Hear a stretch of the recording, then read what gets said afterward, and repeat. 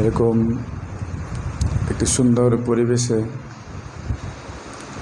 শ্রীমদ্ ভাগবত কথা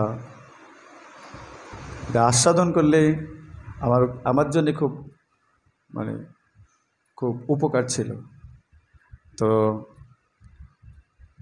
অথরিটির আদেশ, তাই আমি ওনাদের পক্ষ থেকে সে আদেশ পালন করার চেষ্টা করছি। সবার আশীর্বাদ করবেন, কৃপা করবেন যেন এই সেবাটি একটু সম্পাদন করতে পারি। যেমন ভালো একটা পরিবেশে যদি আপনাকে নিমন্ত্রণ করা হয়, আসেন, খুব ভালো নিমন্ত্রণ, কিন্তু সেখানে গিয়ে যদি আপনার একটু হালকা কিছু খাবার হয় কেমন লাগবে, তাই না? তো মনে হয় সেরকম একটা কিছু হতে পারে। এরকম সুন্দর পরিবেশ, খুব শুভ সকাল, অতটা রোদের ঝিলিকও নেই, তাই না? গতকালকে থেকে আকাশ মনে হচ্ছে একটু বৃষ্টি বৃষ্টি প্রদান করবে। ঢাকা শহরে একটু বৃষ্টি পেলে কেমন লাগে এই সময়? তো বৃষ্টি না হলেও কিন্তু রোদের অতটা প্রকোপটা নেই। তো এই সুন্দর পরিবেশে আমি আপনাদের সঙ্গে এই সকালে যে ভাগবত পাঠ, সেটাতে আমি আপনাদের সঙ্গে থাকার চেষ্টা করছি, আপনাদের পক্ষ থেকেই সেবা সম্পাদন করার চেষ্টা করছি। হরে কৃষ্ণ। তো আজকে আমরা শ্রীমদ্ ভাগবতম চতুর্থ স্কন্ধ দ্বিতীয় ভাগ, 22 অধ্যায়, দ্বিতীয় ভাগে, চতুর্থ স্কন্ধ দ্বিতীয় ভাগের 22 অধ্যায়, আর শ্লোক নম্বর হচ্ছে এই 22 বা দ্বাবিংশতি।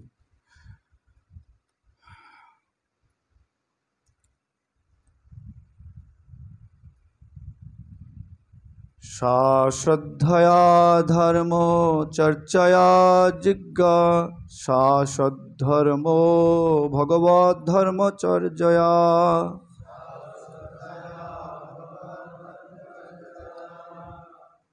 जिज्ञासया आध्यात्मिक योगनिष्ठया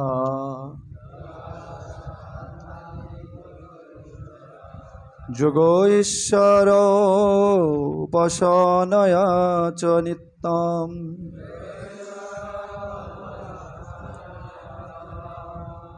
পুণ্য শ্রবকথয়া পুণ্যয়া চ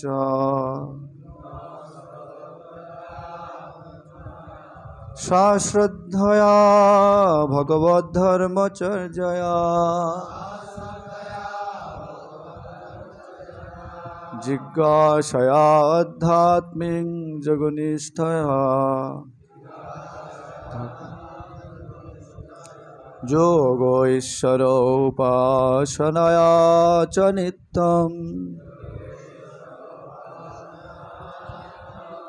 পুণ্য শ্রবকথয়া পুণ্যয়া চ সা শ্রদ্ধয়া ভগবদ্ধর্মচর্যয়া জিজ্ঞাসয়া আধ্যাত্মিক যোগনিষ্ঠয়া যোগ ঈশ্বর উপাসনায়া চ নিত্যম পুণ্য শ্রবকথয়া পুণ্যয়া চ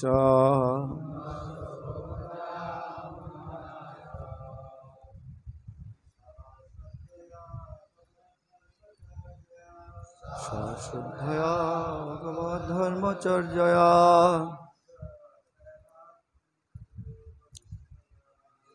জিজ্ঞাসয়া আধ্যাত্মিক যোগনিষ্ঠয়া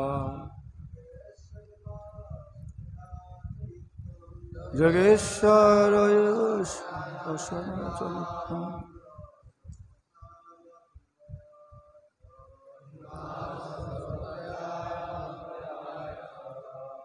হরে কৃষ্ণ।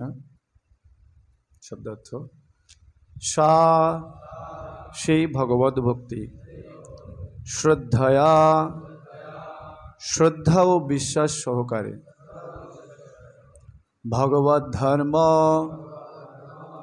ভগবত ভক্তি চর্যায়া আলোচনার দ্বারা জিজ্ঞাসার দ্বারা আধ্যাত্মিক পারমার্থিক যোগনিষ্ঠায়া পারমার্থিক উপলব্ধির দৃঢ় বিশ্বাস সহকারে যোগ ঈশ্বরা পরমেশ্বর ভগবান উপাসনায়া তার আরাধনার দ্বারা চ ও এবং নিত্যম নিয়মিতভাবে পুণ্য শ্রব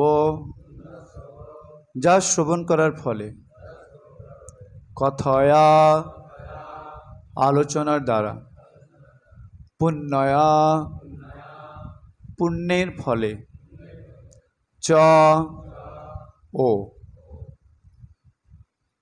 অনুবাদ আমি একবার পড়ছি আগে। পরমেশ্বর ভগবানের প্রতি ভক্তি করার মাধ্যমে তার সম্বন্ধে জিজ্ঞাসা ও জীবনে ভক্তিযোগের পন্থা প্রয়োগ করার দ্বারা যোগেশ্বর ভগবানের আরাধনা এবং ভগবানের মহিমা শ্রবণ ও কীর্তন করার ফলে ভগবানের প্রতি আসক্তি বর্ধিত হয়। এই সমস্ত কার্য পরম পবিত্র। কীভাবে সকলে বলবেন? পরমেশ্বর ভগবানের প্রতি ভক্তি করার মাধ্যমে তার সম্বন্ধে জিজ্ঞাসা ও জীবনে ভক্তিযোগের পন্থা প্রয়োগ করার দ্বারা যোগেশ্বর ভগবানের আরাধনা এবং ভগবানের মহিমা শ্রবণ ও কীর্তন করার ফলে ভগবানের প্রতি আসক্তি বর্ধিত হয়। এই সমস্ত কার্য পরম পবিত্র। তাৎপর্য শিল প্রভুপাদ কি জয়, শিল প্রভুপাদ কি। যোগেশ্বর শব্দটি পরমেশ্বর ভগবান ও তার ভক্ত উভয়ের ক্ষেত্রেই প্রযোজ্য। ভগবদ্গীতাতে 2 জায়গায় এই শব্দটির উল্লেখ হয়েছে। অষ্টাদশ অধ্যায়ে 78 নম্বর শ্লোকে শ্রীকৃষ্ণকে ভগবান শ্রীহরি বলে বর্ণনা করা হয়েছে, যিনি হচ্ছেন সমস্ত যোগের ঈশ্বর। যত্র যোগেশ্বর কৃষ্ণ। ষষ্ঠ অধ্যায়ের শেষ শ্লোকেও যোগেশ্বরের বর্ণনা করা হয়েছে, সমে যুক্ততম মত। এই যুক্ততম শব্দটি সর্বশ্রেষ্ঠ যোগী ভক্তকে ইঙ্গিত করে, যাকে যোগেশ্বরও বলা যায়। এই শ্লোকে যোগেশ্বর উপাসনা কথাটির অর্থ শুদ্ধ ভক্তের সেবা। তাই নরোত্তম দাস ঠাকুর বলেছেন, ছাড়িয়া বৈষ্ণব সেবা নিস্তার পাইয়াছে কেবা। শুদ্ধ ভক্তের সেবা ব্যতীত পারমার্থিক জীবনে উন্নতি সাধন করা যায় না। প্রহ্লাদ মহারাজও বলেছেন, নৈশাং মতিস্তাবদ উরু ক্রমাঘ্রিং স্পৃশ্যতনর্থপগমো যদর্থ মহীয়সাং পদ রজোভিষেকম নিষ্কিঞ্চনানাম ন বৃণীত যাবৎ। জড়জগতের প্রতি সম্পূর্ণ আসক্তিরহিত এবং ভগবানের সেবায় সর্বতোভাবে যুক্ত শুদ্ধ ভক্তের আশ্রয় গ্রহণ করা উচিত। তার সেবার ফলেই কেবল গুণময়ী জড়জগৎ অতিক্রম করা যায়।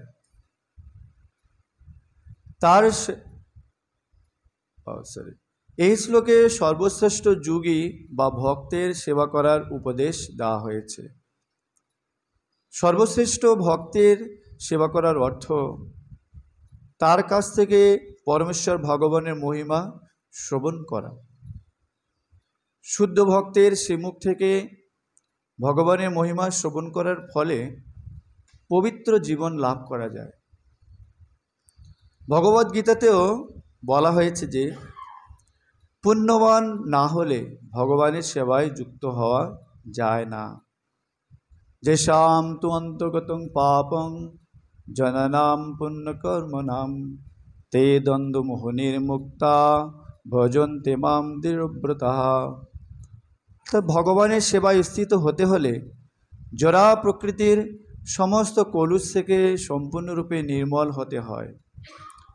ভগবত ভক্তির শুরুতেই সদ্গুরুর আশ্রয় গ্রহণ করতে হয়, আদৌ গুরুবাশ্রয়, এবং সদ্গুরুর কাছে পারমার্থিক ধর্ম সম্বন্ধে প্রশ্ন করতে হয়। সদ্ধর্ম পেচ্ছা এবং মহান ভগবত ভক্তদের পদাঙ্ক অনুসরণ করতে হয়। ভক্তির রসামৃত সিন্ধু গ্রন্থে শ্রী রূপ গোস্বামী এই উপদেশগুলি দিয়েছেন। মূল কথা হচ্ছে যে পরমেশ্বর ভগবানের প্রতি আসক্তি বৃদ্ধি করার জন্য সদ্গুরুর চরণাশ্রয় গ্রহণ করতে হয় এবং তার কাছ থেকে ভগবত ভক্তির সম্বন্ধে শিক্ষালাভ করতে হয় এবং তার কাছ থেকে ভগবানের বাণী ও মহিমা শ্রবণ করতে হয়। এইভাবে যখন ভগবত ভক্তিতে বিশ্বাস জন্মায় তখন অনায়াসে পরমেশ্বর ভগবানের প্রতি আসক্তি বর্ধিত হয়। হরে কৃষ্ণ। জগৎগুরু শিল প্রভুপাদ কি।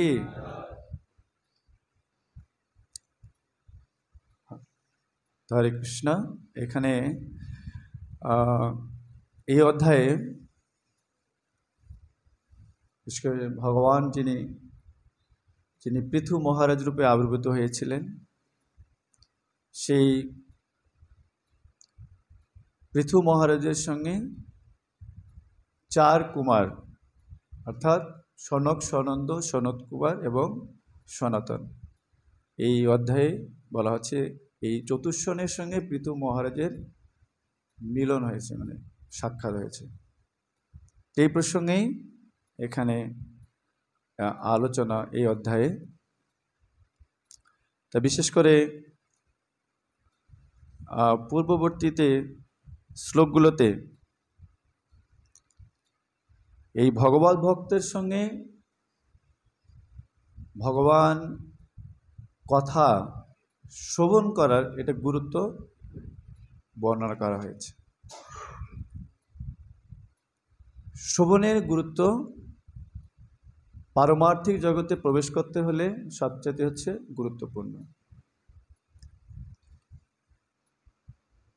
কেন শ্রবণের দ্বারাই আমাদের ভগবানের প্রতি আসক্তি বর্ধিত হয়। আর কি শ্রবণ না, সে ভগবানের মহিমা শ্রবণ কীর্তন। এই প্রসঙ্গে বলা হয় যে আমাদের এই দেহের যে ইন্দ্রিয়গুলো ভগবান আমাদের এমনভাবে সৃষ্টি করেছেন, এই ইন্দ্রিয়গুলো ভগবানের সেবায় নিয়োজিত করার জন্যে তিনি আমাদের এই ইন্দ্রিয়গুলো সৃষ্টি করেছেন। এই প্রসঙ্গে বলা হয় যে আমাদের মুখ দেওয়া হয়েছে একটা, মানে কথা কম বলতে হবে, আর কান দিয়েছে 2 দিকে 2টা। এর কারণ হচ্ছে শ্রবণের দ্বারা জীব বা মানুষ কেন অন্য জীবও তারা প্রভাবিত হয়ে পড়ে। যেমন খরগোশ কীরকম কান খাড়া করে থাকে, মানে খরগোশের কান দেখে বোঝা যায় যে ও সবসময় কিছু না কিছু ও শ্রবণ করছে। তো তেমনিভাবে পারমার্থিক জগতেও এই ভগবানের কথা শ্রবণের গুরুত্ব বলা হয়েছে। যা শ্রীমদ্ ভাগবতের প্রথম স্কন্ধেও বলা হয়েছে, শৃণ্যতাম স্বকথা কৃষ্ণ। এই স্বকথা মানে ভগবানের কথা। শৃণ্যতাম স্বকথা কৃষ্ণ পুণ্য শ্রবণ কীর্তন হৃদয় অন্তস্থ হি অভদ্রাণি বিধুনতি শরীয়ত শতাব না। ভগবানের কথা শ্রবণের মাধ্যমে আমাদের হৃদয়ে যে অভদ্র এটি দূর হয়। জয় শ্রী শ্রী রাধা রমন গৌনিতায় জগন্নাথ বলদেব সুভদ্রা মহারানী কি।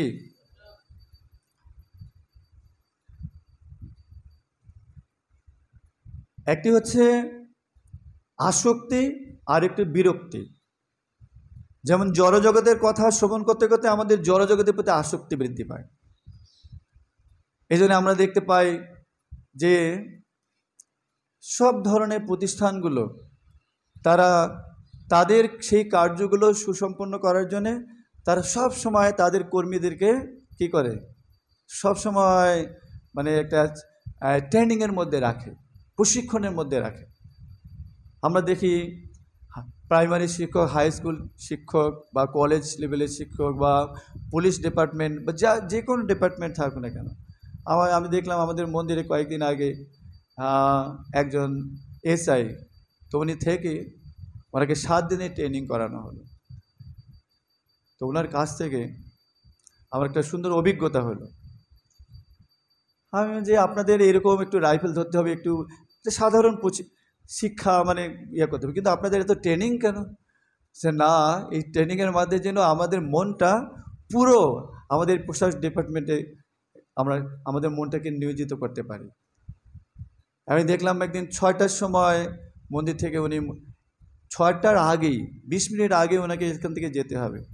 6টার পরে যদি হবে তাহলে ওনাকে বুঝতে হবে যে ওখানকার প্রধান আছে তাকে কিছু বলতে হবে না, ওনাকে নিজেই ওনার যে শাস্তি ওরা নিজেকেই নিতে হবে।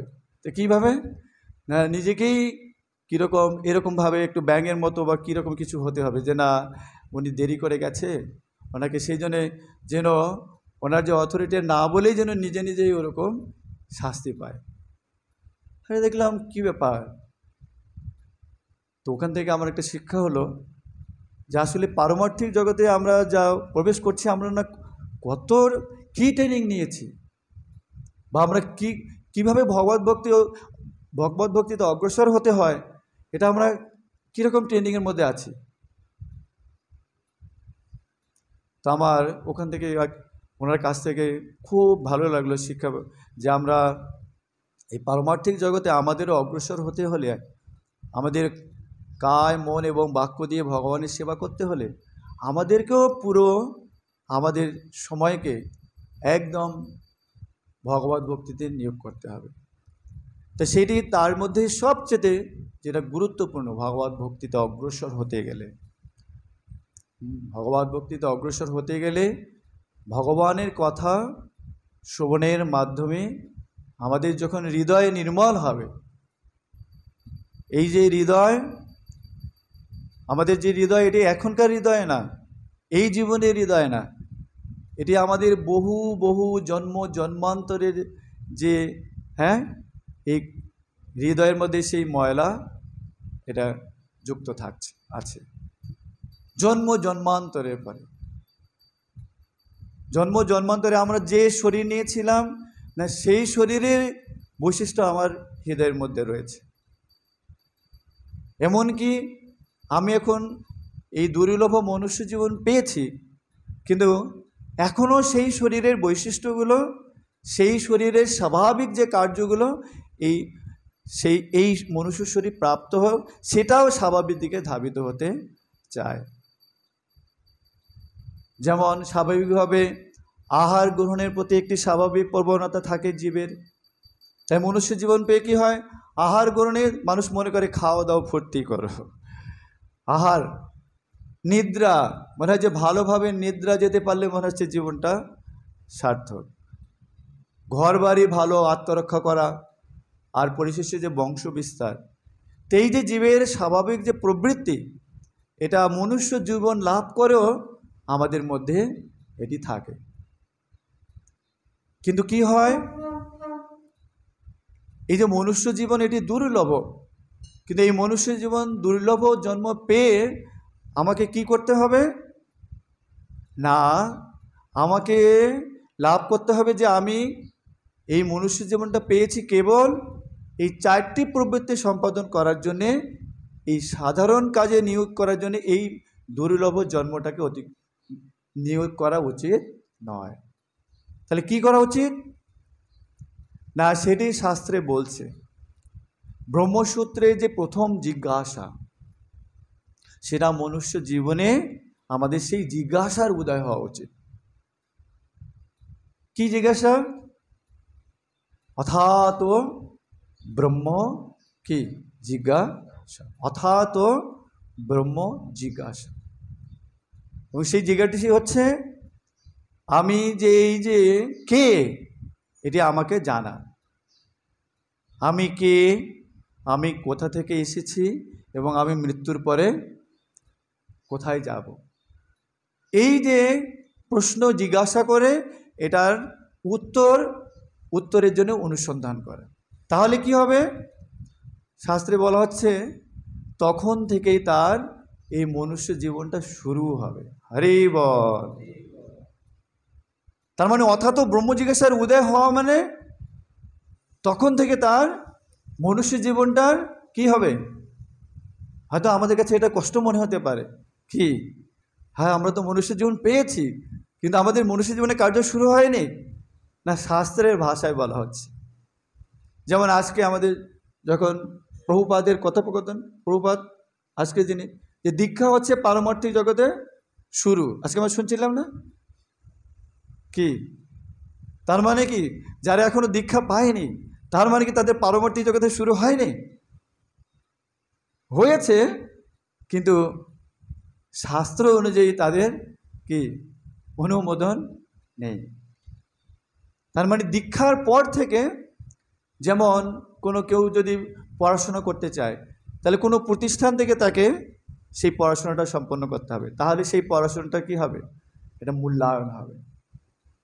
তো সেরকমভাবে দীক্ষা মানে পারমার্থিক অনুশীলন করছে, ভগবানের নাম জপ কীর্তন করছে, প্রসাদ গ্রহণ করছে, ভগবানকে প্রণাম নিবেদন করছে, সাধুসঙ্গ করছে, কিন্তু যখন থেকে কোনো ভগবানের কোনো প্রতিনিধির কাছে শরণাগত হয়নি তাহলে তার পারমার্থিক জীবন অতটা যথাযথভাবে সম্পাদিত হচ্ছে না।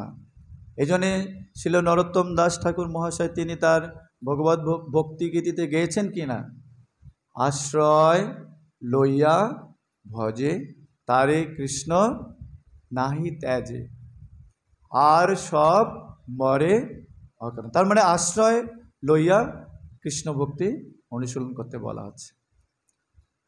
সেরকমভাবে এই মনুষ্য জীবনটা অনেকের লাভ হতে পারে, মনুষ্য জীবনটা পাওয়া যেতে পারে, কিন্তু তার মধ্যে যার মধ্যে কি হয়েছে, এই অথাত ব্রহ্ম জিজ্ঞাসার উদয় হয়েছে। আমি কে, এটাকে বলা হচ্ছে আত্মতত্ত্ব বিজ্ঞান। কি বিজ্ঞান? আত্মতত্ত্ব বিজ্ঞান। হ্যাঁ, the science of self realisation. Prabhupada তিনি আত্মজ্ঞান লাভের পন্থার মধ্যে তা বলেছেন, the science of self realisation. যে বা এটাকে বলা হয় একটা কোর্সও যেটা দেওয়া হয় আমাদের ইয়ুথ ফোরাম থেকে, ডিসকভার কি ইয়োরসেলফ। তার মানে আত্মতত্ত্ব বিজ্ঞান মানে নিজেকেই জানতে হবে আমি কে, আমি কোথা থেকে এসেছি এবং আমি মৃত্যুর পরে কোথায় যাব। তাহলে এই প্রশ্নটি যে করতে পারবে, তাহলে এই প্রশ্নটির জন্য কোথায় যাবে সে? কি যে জানে, তাই না? এই প্রশ্নটির উত্তর যে জানে তার কাছে যেতে হবে, না কি যে না এটা কোনো স্কুলে গিয়ে এটা জিজ্ঞাসা করা হলো বা কোনো একটা ফ্যাক্টরিতে গিয়ে জিজ্ঞাসা করা হলো আমি কে ভাই, কি বলবে, কি বলে আমি কে, আর কি ছেলেটা কি বলে, মাথাটা খারাপ হয়ে গেছে। আমি কে? আরে তুমি কে? তুমি তো তোমার বাড়ি সম্বন্ধে তুমি জানো, তোমার বাড়ি অমুক জেলায়, তোমার বাবার নাম অমুক, তো তুমি কে? এই প্রশ্নের উত্তর সাধারণ কোনো শিক্ষা লাভ করেছে যে সাধারণভাবে জীবনযাপন করছে যে তার কাছ থেকে পাওয়া যাবে না। এই সাধারণ প্রশ্ন এটা আমাদেরকে তো জিজ্ঞাসা করতেই হবে, কিন্তু এই সাধারণ প্রশ্ন নিয়ে আলোচনা হয়েছিল কখন? 500 বছর আগে, যখন ভগবান শ্রীকৃষ্ণ চৈতন্য মহাপ্রভু তিনি তখন কোথায়, বারাণসীতে কোথায় ছিলেন? তখন সনাতন গোস্বামী, শ্রী স্বর গোস্বামী যে অন্যতম, তার মধ্যে সনাতন গোস্বামী, তিনি বৈরাগ্য নিয়ে বাংলার নবাব হুসেন শাহের রাজত্বগিরি করবে না। আর তার ভাই তো আগেই চলে গেছে, বড় ভাই, না বড় ভাইকে সনাতন বড়, হ্যাঁ, তো আগে তার ছোট ভাই চলে গেছেন রূপ গোস্বামী, মহাপ্রভুর সঙ্গে সাক্ষাৎ করেছেন সেই দশাশ্বমেধ ঘাটে, যা এলাহাবাদে, যেখানে সঙ্গম যেখানে রয়েছে, সেখানে দশাশ্বমেধ ঘাটে এই রূপ গোস্বামী মহাপুর কাছ থেকে 10 দিন ব্যাপী সেখানে চৈতন্য মহাপুর পুরো শিক্ষা এই রূপ গোস্বামীকে দিয়েছিলেন। কিন্তু বন্দি করে রেখে দিয়েছিল কাকে? সনাতন গোস্বামীকে। বাংলার নবাব হুসেন শাহ ভাবছে কি 2 ভাই চলে গেল, তাহলে এই রাজ্য কীভাবে চালাবে? এই জন্য সনাতন গোস্বামীকে বন্দি করে রেখে দিয়েছিল, যা বাংলার যেটা গৌড় রাজধানী ছিল, এটা আমাদের এই রাজশাহী জেলা থেকে ওই পারে আর কি, দক্ষিণ দিকে প্রায় এখনও আছে সেই সনাতন গোস্বামীর কারাগার। সেখানে যখন সনাতন গোস্বামীকে বন্দি করে রাখা হয়েছিল, তো তাদের যে সঞ্চিত অর্থ ছিল, সেই সঞ্চিত অর্থ সেই যে কারাগার পাহারা দিচ্ছিল, হ্যাঁ, প্রহরীকে ঘুষ দিয়ে দেয়, বাবা তুমি এই টাকাগুলো নাও, আমাকে ছেড়ে দাও। তো এরকম তাও একটা কৌশল করে সনাতন গোস্বামী পালিয়ে গেছে। ভাবছে উনি গঙ্গায় স্নান করতে যাবে, প্রহরীকে বলছে আমি বহুদিন ধরে গঙ্গায় স্নান করতে পারি না, তো আমাকে একটু গঙ্গায় স্নানে নিয়ে যাবে? তো বলছে বাবা এটা অনুমোদন নেই। তো অনেক করে প্রহরীকে যে ঠিক আছে আমি তোমাকে কিছু টাকা দেবো, আমাকে একটু গঙ্গা স্নানের অনুমতি দাও। তো গঙ্গা স্নান করতে গেছে, আর সেখান থেকে সনাতন গোস্বামী পালিয়ে চলে গেছে। তো সে পালিয়ে গিয়ে কোথায় গেল? চৈতন্য মহাপ্রভু যখন কাশীতে ছিলেন, বারাণসীতে, তখন ওখানে মহাপ্রভুর কাছে গিয়ে এত দূর পথ হেঁটে গেছেন, গিয়ে তিনি সাষ্টাঙ্গে প্রণাম করছেন, আর দূর থেকে তিনি মহাপ্রভুর কাছে পর্যন্ত যাচ্ছেন না, তিনি নিজেকে এত দীনহীন বলে মনে করছেন। আর মহাপ্রভুকে বলছে যে একজন দূর থেকে আপনার সঙ্গে দেখা করতে এসছে। তো তখন তো ঠিক আছে, তাহলে তাকে পাঠিয়ে দাও। তখন সনাতন গোস্বামী কী করছে? মুখের মধ্যে দন্ত তৃণ ঘাস নিয়ে তিনি অত্যন্ত দৈন্যতা সহকারে তিনি মহাপুরকে প্রণাম করলেন। আর মহাপুরকে প্রণাম করে তার প্রথম জিজ্ঞাসা, এতদিন তিনি যা ছিলেন তিনি সেটা জিজ্ঞাসা কিছু করছেন না। কি জিজ্ঞাসা করেছিলেন? হে মহাপ্রভু, হে পতিত পাবন, কে আমি কেনে মোরে যারে তাপত্রয় ইহা নাহি জানি কেমনে হিত হয়। হে মহাপ্রভু, হে পতিত পাবন, আপনি আমাকে বলুন আমি কে, আপনি আমাকে তা বলুন। তার মানে কার সঙ্গে কথোপকথন হচ্ছে? চৈতন্য মহাপ্রভু দিগ্বিজয় পণ্ডিত, আর তিনি হচ্ছেন স্বয়ং ভগবান, কিন্তু তিনি তার ভগবত্তা প্রকাশ না করে তিনি ভগবত ভক্তের প্রকাশ করছেন। তার মানে একজন জগতের মধ্যে সবচেয়ে উন্নত যে ভক্ত, উত্তম ভক্ত, তিনি মহাপ্রভু। আর তার সঙ্গে কার কথোপকথন হচ্ছে? বাংলার নবাব হুসেন শাহের যে মন্ত্রিত্ব পদে যিনি অধিষ্ঠিত ছিলেন, যিনি সমস্ত শাস্ত্রে নিপুণ, সমস্ত ভাষায় তিনি নিপুণ, সমস্ত শিক্ষা দীক্ষায় তিনি নিপুণ, আর তিনি কিনা কি জিজ্ঞেস করছেন? আমি কে, আপনি এই উত্তর আমাকে প্রদান করুন। আর আমি কেন এই জগতে এই ত্রিতাপ দুঃখ বা ত্রিতাপ ক্লেশ আমি প্রাপ্ত হই?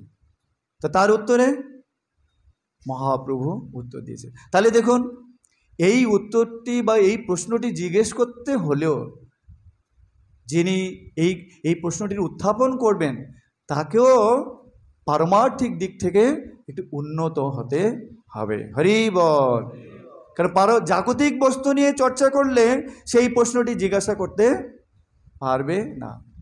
যিনি পরমার্থবাদী হবেন, আত্মার অনুসন্ধানার্থী হবেন, তখনই তিনি তার এই প্রশ্নটির নিজেকে উত্থাপন করতে পারেন। আর কি করেন? ওই প্রশ্নটি যখনই তার জিজ্ঞাসা হবে, ভগবান তখনই তাকে তার প্রশ্নটির উত্তর সমাধান করার জন্যে ভগবান তাকে আবার সেই রকম একজন শুদ্ধ ভক্তের সান্নিধ্য তাকে প্রদান করবেন। হরি বল।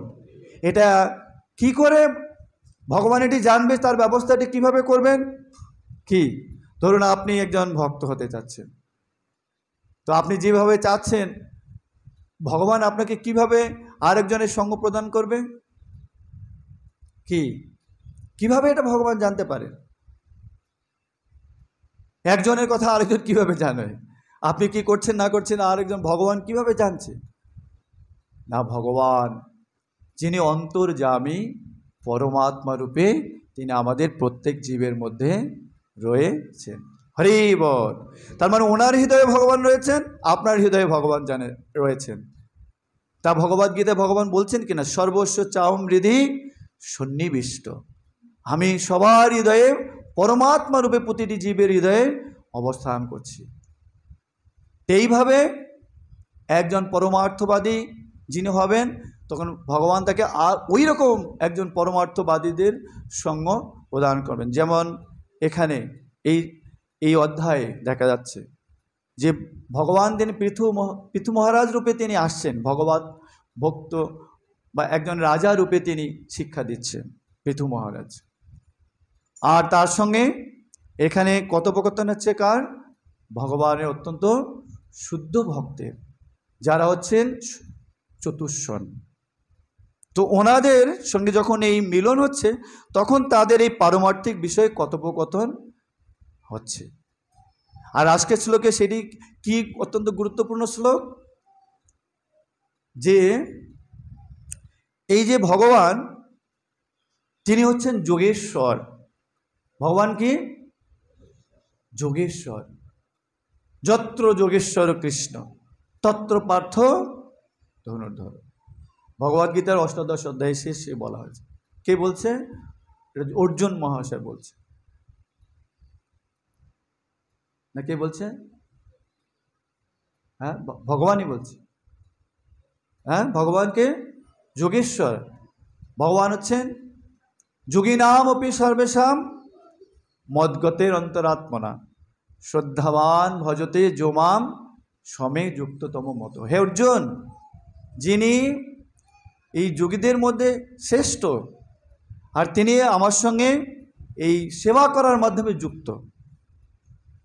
ভগবানের সঙ্গে ভক্ত কিভাবে যুক্ত থাকে? যেমন আমরা জড় জগতে আমরা যে কাজটি, যেমন কোনো কোম্পানি দেখে যে করছে, কিভাবে যুক্ত থাকে? ওই কোম্পানির যা কিছু, যে প্রোডাক্টটা সে বিক্রি করছে, ও সম্বন্ধে সবসময় ভালো কিছু বলা। হ্যাঁ, যে বলে এটা যতই খারাপ হোক না কেন, কি সব সময় সে এটাকে, যে যার কাছে বলে এটা 1 নম্বর এরকম বলে, আর তখন সে ওটার সঙ্গে যুক্ত থাকে। তো তাই ভগবত ভক্ত কি করে? তাই ভগবত ভক্ত কোনো রকম কৃত্রিমতা প্রকাশ করে না। এরকম জড়জগৎটা কৃত্রিমতা রয়েছে, কিন্তু আধ্যাত্মিকতায় কোনো কৃত্রিমতা নেই। আধ্যাত্মিকতা মানে অ্যাজ ইট ইজ। আধ্যাত্মিকতা কি? একটু এদিক ওদিক হলে তাহলে সেটা অ্যাজ ইট ইজ হবে না। ভগবান যেরকম, আর ভগবানকে বোঝার জন্যে ভক্ত যখন সেরকম শুদ্ধ হবে, তখনই সে ভগবানের কথা বলতে পারে ঠিক মতো। ভগবান পবিত্র, তাই ভগবদ্গীতা ভগবান বলছেন, অর্জুন মহাশয় বলছেন কিনা ভগবানকে, পরম ব্রহ্ম, হে কৃষ্ণ আপনি হচ্ছেন পরম ব্রহ্ম, পরম ধাম, পবিত্রম পরমম ভবান। আপনি হচ্ছেন পরম ব্রহ্ম, আর আপনি হচ্ছেন পরম পবিত্র। তাই ভগবানের কথা ভক্ত কি করে? তার হৃদয়ের অত্যন্ত শুদ্ধতা দিয়ে তিনি ভগবানকে উপলব্ধি করেন। আর তার প্রমাণ কি? তার প্রমাণই হচ্ছে আমাদের ইসকনের প্রতিষ্ঠাতা আচার্য কৃষ্ণ কৃপাশ্রী মূর্তি শিল অভয় চরণারবিন্দ ভক্তিবেদান্ত স্বামী প্রভুপাদ। দেখুন শিল প্রভুপাদ তিনি তার আগে তো পূর্বে বহুজন এরকম এই ভগবত ভক্তি নিয়ে অনেকজন গেছেন কিন্তু পাশ্চাত্য জগতে, কিন্তু সারা পৃথিবী জুড়ে এই ভগবত ভক্তি প্রচার করার যে শক্তি এটি অনেকেই লাভ করতে পারেনি, যে কারণে এটি মহাপ্রভুর বাণীটি সার্থক হচ্ছিল না। মহাপ্রভু চেয়েছে সব জায়গায় এটি প্রচার হোক, কিন্তু মহাপ্রভু তাই তিনি কি দেখলেন যে না, এমন একজনকে এই দায়িত্বটি প্রদান করা উচিত যার মাধ্যমে তার বাণীটি যেন সার্থক হয়। এই জন্যে শিল প্রভুপাদ দেখুন তিনি 69 বছর বয়সে অত্যন্ত বৃদ্ধ অবস্থায় তিনি ভারতবর্ষ ত্যাগ করে তিনি জল জাহাজে করে যাত্রা পথে তার দুবার কি হয়েছিল, হার্ট অ্যাটাক হয়েছিল। দেখুন এখানে হার্ট অ্যাটাক হলে কারো বাড়ি থেকেই অনেকেই বাড়ির বাইরে বা এটা সেটা কেউ যেতে পারে না, কিন্তু প্রভুপাদ সেই যাত্রাপথে যেখানে কোনো রকম এরকম হাসপাতাল বা ফার্মেসি এরকম ডাক্তার ছিল না অতটা, একমাত্র ভরসা ছিলেন কে, ভগবান। রাখে কৃষ্ণ মারে কে, ভগবান যদি রাখে তিনি ওই রকম সমুদ্র পথে কোনো রকম নার্সিং হোম ছাড়াই ভগবানই তাকে পুরো নার্সিং করতে পারে। আর আমরা যদি ভগবান না রাখে, আমরা যদি সারা এত অসুস্থ হওয়ার পরেই নার্সিং হোমেও চলে যাই, তারপরও সব নার্সিং ভালোভাবে টেক কেয়ার করলেও আমাদের রক্ষা পাওয়ার কোনো উপায় থাকবে না। কিন্তু প্রভুপাদকে কৃষ্ণ একদম তার নিজ হাতে তিনি এই শারীরিকভাবেও তিনি রক্ষা করেছেন। এই জন্য প্রভুপাদ এইরকম একটি বিশেষ করে দূর অতিক্রম যাকে বলা হয়, দূর অতিক্রম পথ, এই পথ পাড়ি দিয়ে শিল প্রভুপাদ আমেরিকায় পৌঁছান। এবং এই যে কেন তার প্রভুপাদের হৃদয়টা ছিল কীরকম, একদম ভগবান যেরকম যেমন কারেন্টের লাইন আসছে, তাহলে তার একটা যোগ করতে হবে। এখানে ধরুন হাই ভোল্টেজ দেওয়া আছে, এখানে 10,000 ভোল্ট দেওয়া আছে, তো আপনি এখানে 500 ভোল্টের তার যোগ করলে ও তারটা টিকবে? হরে কৃষ্ণ, থাকবে?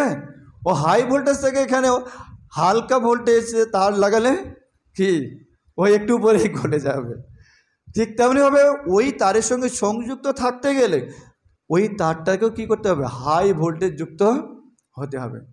তো ভগবানের কৃপা যে বিতরণ করবে তাকেও ওই রকম ভগবানের মতো পবিত্র হতে হবে, ভগবানের মতো হবে, উদার চেতা হতে হবে।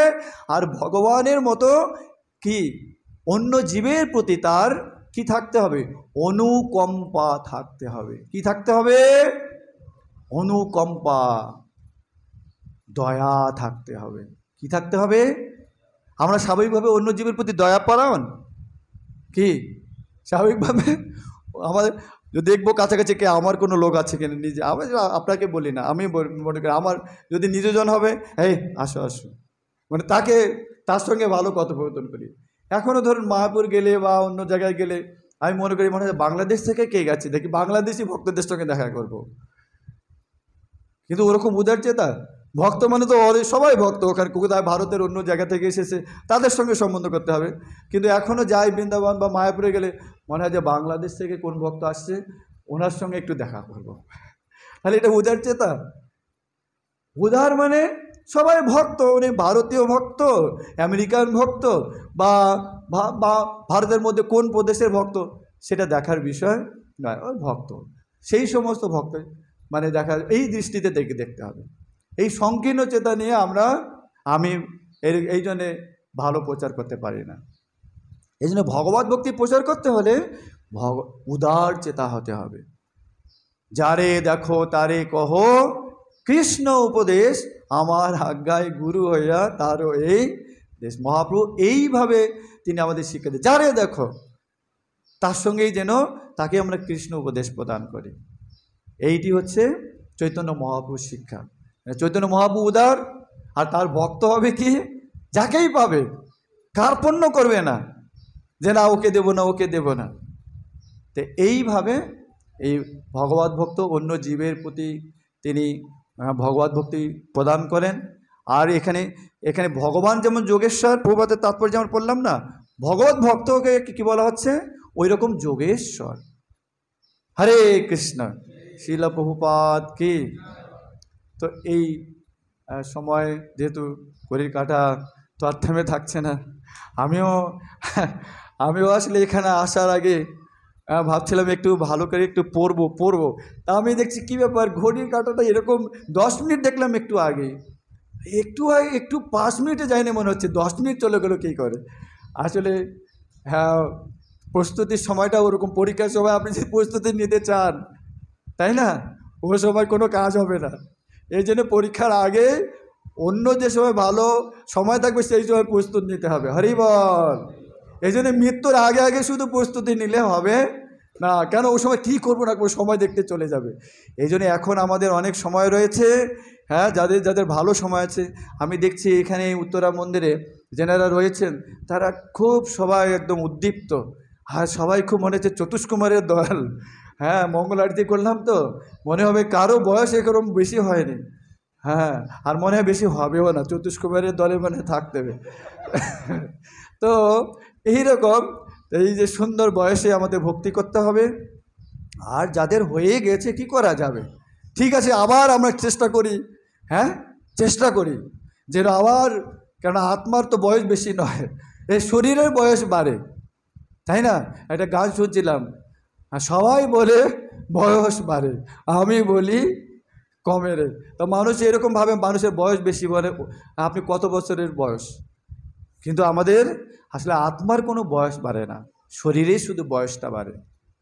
তাই আমরা আত্মিক দিক থেকে যদি অনুশীলন করব, তাহলে আমরা কি হব, আরও কুমার হয়ে যাব। আস্তে আস্তে আমরা আরও ক্ষুদ্র বস্তু হয়ে যাব, ভগবানের কৃপা প্রাপ্ত হয়ে আর ভগবানের সেবায় যুক্ত থাকবো। হরি বল। শিল প্রভুপাদকে দেখুন, 70 বছর বয়সে প্রভুপাদ কি দিগ্বিজয় করেছেন। হ্যাঁ, এইরকম তাহলে বয়স ওনার হয়েছিল কি না, কি 77, কত বছর হয়েছিল প্রভুপাদ? 1977, কত 1977 সালে তিনি দেহ রেখেছেন, আর হচ্ছে 96 সালে তিনি, তার মানে 7 আর 4 কত হয়, 81 বছর ছিল প্রভুপাদ তিনি এই ধরাধামে ছিলেন। তাহলে মানে 81 বছর বয়সেও প্রভুপাদ কীরকম যুবক ছিলেন। হরে কৃষ্ণ। তাই আমরা মনে করব সবার কম বয়স বা বেশি বয়স হোক, সবাই যেন আমরা কৃষ্ণ ভক্তিতে যুক্ত থাকি। আর আপনারাও আমাকে আর কৃপা করুন, আশীর্বাদ করুন যেন আমিও এই ভগবত ভক্তের সঙ্গে এই পারমার্থিক অনুশীলন করতে পারি। শিল প্রভুপাদ কি। আজকে পারণের দিন, তাই না, অনেকের আপনাদের সময় রয়েছে। তা এখানে কারো কোনো মানে মন্তব্য প্রভুদের এসেছে আরও একটু ভালো কিছু এই শিক্ষা থেকে বলতে চান? ঠিক আছে, ধন্যবাদ।